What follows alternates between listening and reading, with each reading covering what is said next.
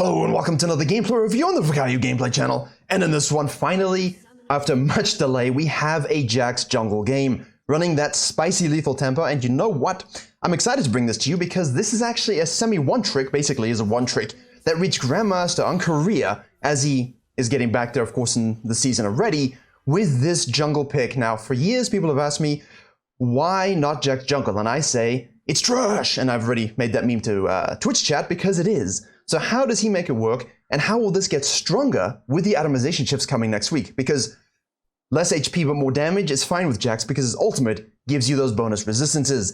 As always, runes will be popping up on your screen now. Please be aware that we are having a full-on jungle bootcamp for a week, end of February, in Twitch, !bootcamp for YouTube, in the description, pinned comment. Investigate a full week of lectures from yours truly, plus guest speakers, and hopefully helps you become a better jungler, just like this video. That's what we're looking for. Make sure you have a look at that. Now, we are starting on red buff, because as one does, and we have a ward early here. And now, I'm not very much a fan of, kind of warding and chilling. I like warding opposite and then walking on down. It's better to defend entrances, specifically when you are prototypically not really a jungler anymore. Definitely more of a top laner. But off we go. Red buff first, a little bit of waffling there on the pathing, but we never know these one tricks, as they swap roles to kind of maximize their champion's abilities. And that's the thing about one tricking. If he's strong on top, he'll play him top lane. If it's strong in jungle, he'll play it in jungle. But he won't always know exactly what to do when he does that initial swap. So in this case, he has played enough JAX jungle that I trust he knows what he's doing. This is huge. Again, the classic ward, El Clasico. Not obviously Barcelona versus Real Madrid, but at least a good old-fashioned nice mid lane ward there to see that the Raptor camp is already gone. So we know that the Viego has done this into this. And you can track that, obviously, in terms of if he's going up to the Krugs or if he's going down to his blue side. The JAX here now is going to go into his blue side, finish off the Wolves. We have the Silas going all in on, well, not all in. He's kind of surviving, actually. That for a moment looked like he was going all in. Jace goes down. Lucian's very, very low. Double range matchup top lane. Something you can abuse very much as a jungler. So what JAX is doing here, and I'm not always a fan of doing blue immediately afterwards. Okay, mid lane gaming. This game isn't a snowball, by the way. JAX does have to carry the game. He's gone with a 4 camp in a clear. Is it season 10? I don't know. Maybe it is season 10. But he does a 4 camp in a clear, goes straight to top lane, uses his flash there to try and get the stun off with his counter strike, as well as leap strike. We're still going for it. Saves it for the ward hop. That was very, very clean. Did you see how we did that? We try and flash stun. Jace respect flash it. Now, well, there you go. Either way, that was very, very nice. I liked it overall. And then the little ward hop leap strike to get out of tower range. He could have just gone down. At this point, if the Viego doesn't show, he's most likely gone down to the bottom side for a 3 camp, 5 camp. We have no idea at this stage. The 4 camp in a clear is great when you see a gank top lane there. He didn't finish. I'm pretty sure he's going to do a 5 camp, but because he saw a gankable lane, he moved on up first. Now, what's most important here is defending our bottom side camps, but at the same time, with Viego being bottom side, you can go directly there, so that's good. He does hit level 4 though, and that's kind of what I'm getting at here. When you do a 5 camp plus crab, you're not quite 5, but you're very, not quite 4, but you're very, very close. Viego has a Yuumi. Okay, whoa, hold up. That's illegal damage. Why did you go back in, Viego? Watch the cooldowns, leap strike, both. Now we got a Yuumi. Counter-strike is up in a long, long while, so I don't think we're gonna have enough. Oh, chat's all messy. Okay, lot to unpack in this situation, but the action doesn't stop. Here we go with JAX. We have the counter-strike to dodge. Just leap strike. Is he gonna die again? This is illegal. This is what are we watching? Maybe this has been viable the whole time. Okay, let's unpack this while he pushes this wave. So, logically, a lot of you would say, well, we did a 4 camp in a clear die top lane. We know Viego's bottom lane. He's ganking. He's taking this. Let's go to this one. Maybe repeat gank this in sequence down. JAX, on the other hand, says, look, you guys now say fisting for every single fight, but I'm the original lamppost fister because he just bonks you with that every single time. He wants to defend his second spawn of the Raptors and Wolves because those are the high-value camps, and as well, protect his bottom lane from being Viego Yuumi. So he decided, instead of focusing on camp control here, just to focus on the counter ganking. And as a note on that, I have a video coming on the main channel tomorrow, which will be Thursday, so it should be out for those of you who watch this in the future, on a jungler who reached 1000 RP on career with a very similar playstyle, where he would forsake high camp experience and avoidance with just saying, look, I'm a better jungler, I know my limits more than you, and I can take you out with counter ganks and tracking, you know? So definitely interesting. We see Virkayu coming from the top side here for paying attention. He's very, very low, and this is the downside of staying out this long. You see the pings? You see the pings? So LeBlanc kind of says, hey, JAX, help me. Well, she got one back. They've swapped. So the downside here with the JAX staying out so long now is you cannot rotate to these fights, which is why it's always good to reset when you've got gold for a spike. Reset, because now we're losing this. We can't hold this. We know the Virkayu. It has a bit of free reign. You see, look, the downside to this jungle style, and this is the difference in the video you're going to see on the main channel, is the Virkayu's controlling the rivers. You see? And JAX is basically saying, look, I ganked top lane when he wasn't there, cool. I ganked bottom lane as a counter gank and did illegal damage and illegal tower diving strategies because I happen to be an OG cringe champion, as you will. But he didn't control the rivers, and he was too low to rotate to those situations. So in lower elo games, please be aware, you are investing into yourself. You are investing into your scaling, and enemy junglers will punish you for that. Nice hold here. We get level 6. We do have the Sheen, which is the most important thing, obviously. Benefit graded from that on hit damage. We see the Jace show up here.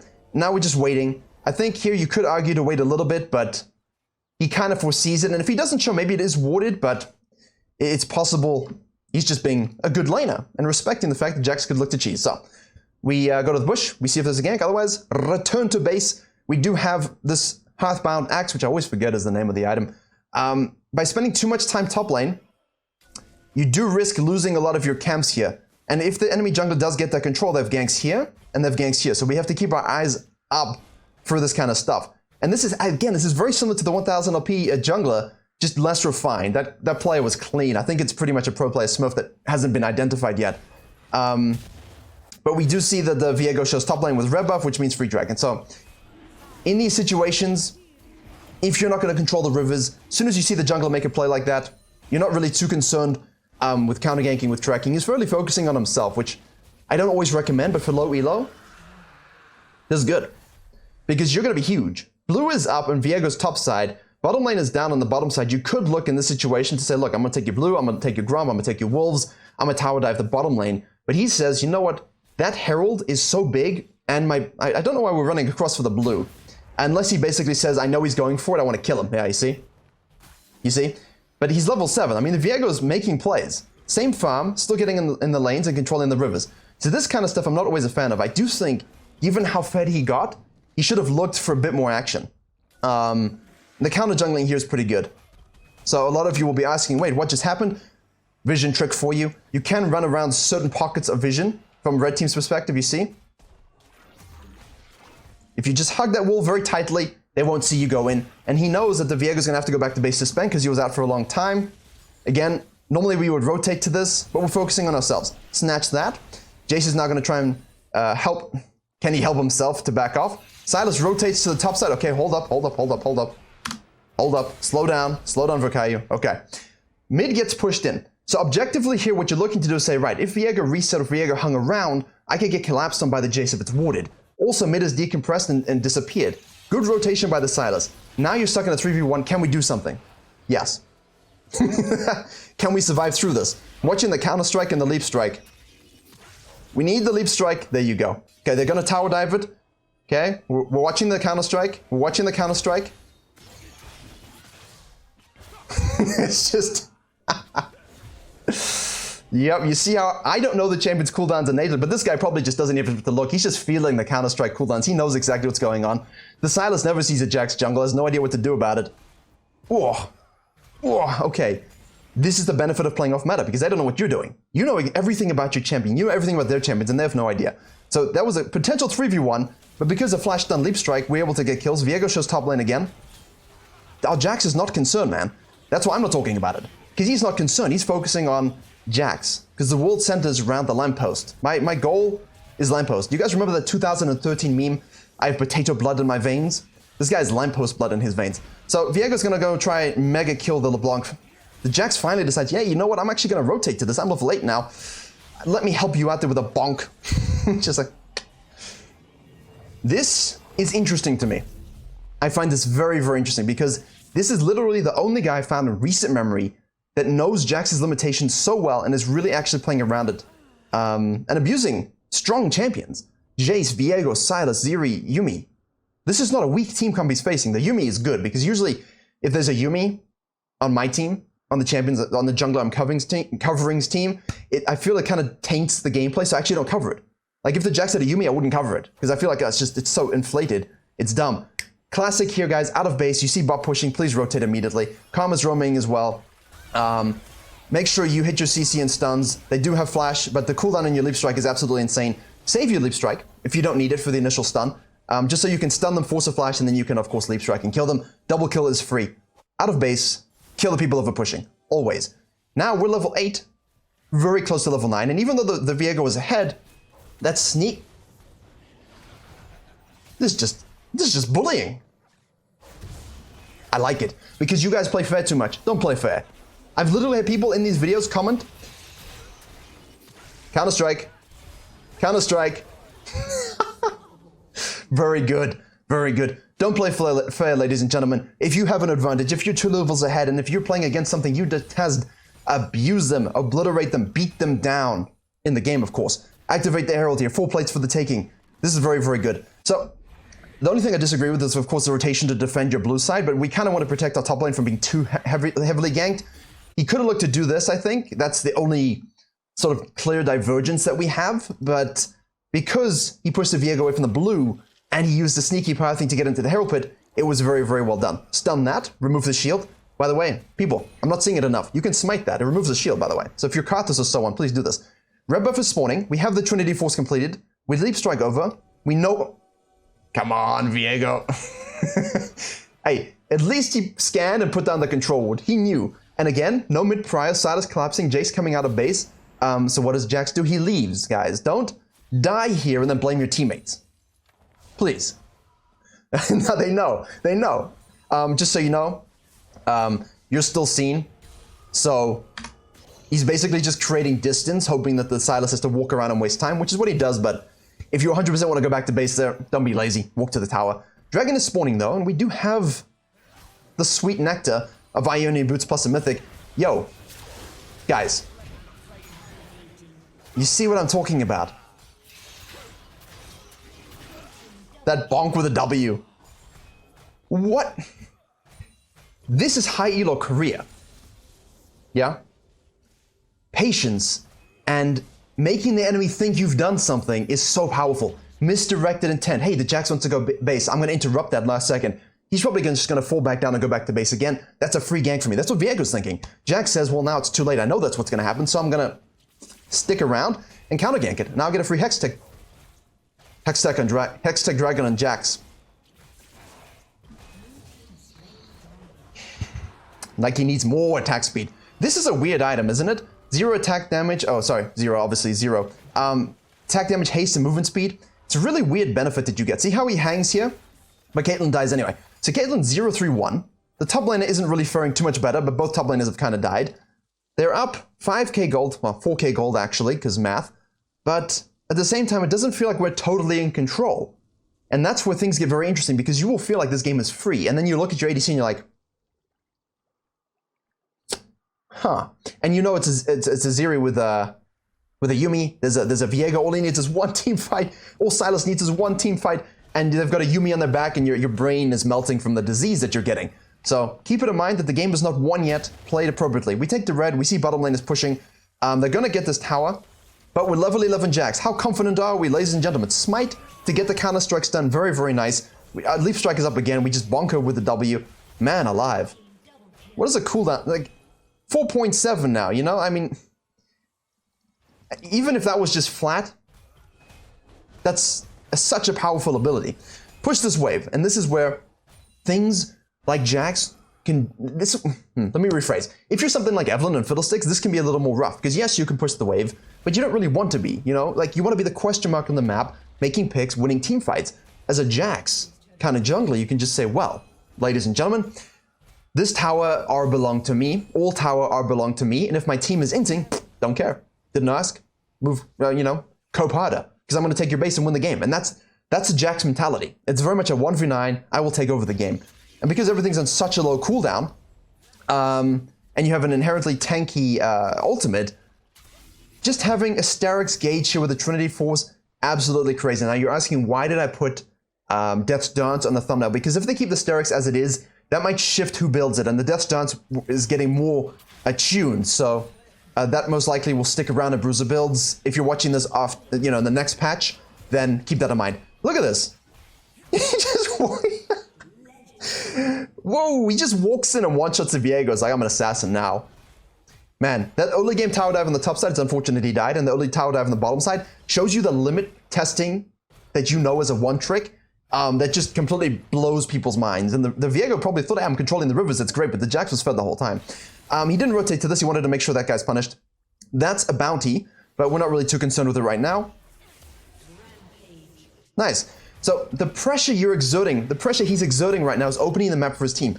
So even if, TP, even if your team are a bunch of lizards, potatoes, and bots, you can still carry this game through indirect pressure by forcing them to rotate, by always making it a good numbers advantage. You see, he leaves a Herald here because obviously the whole team will be rotating.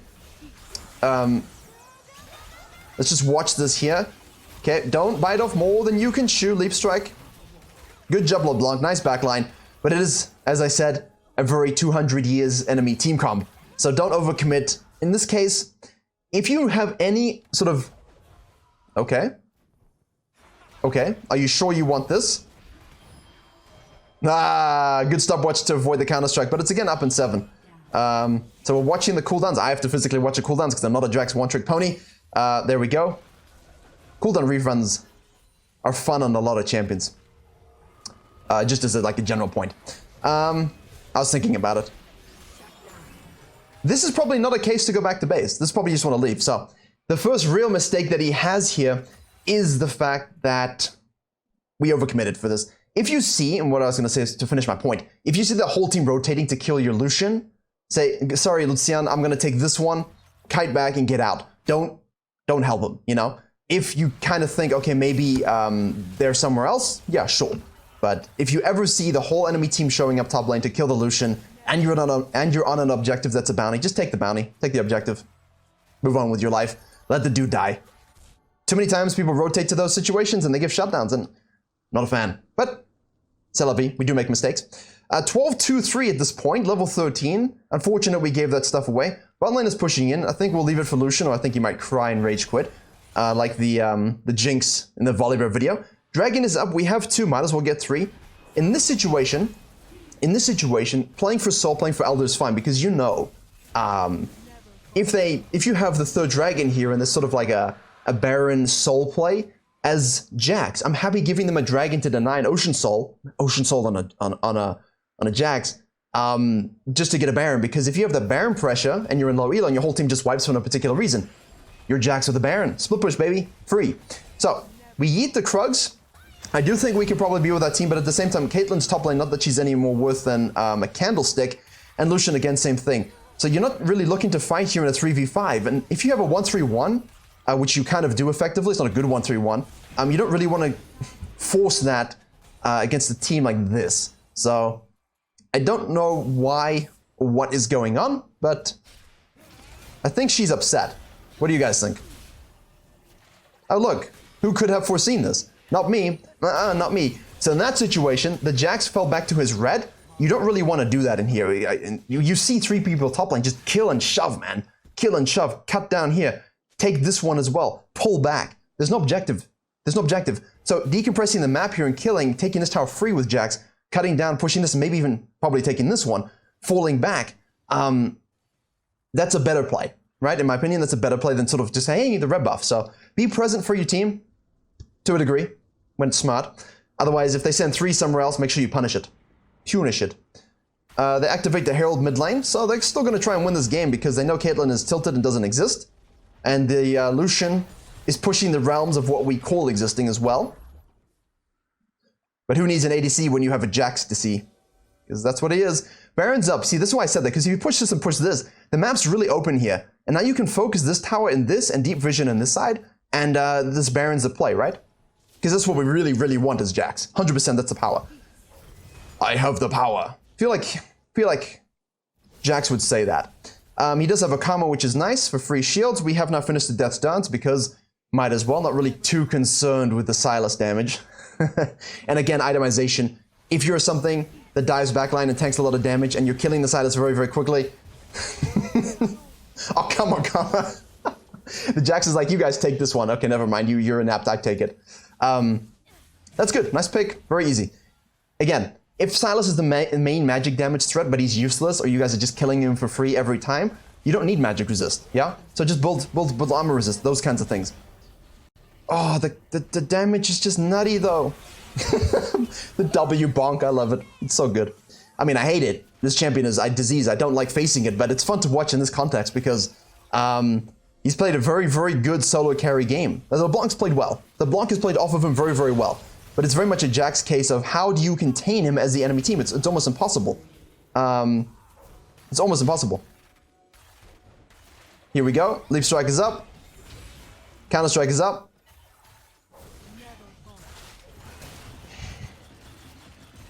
Yumiya.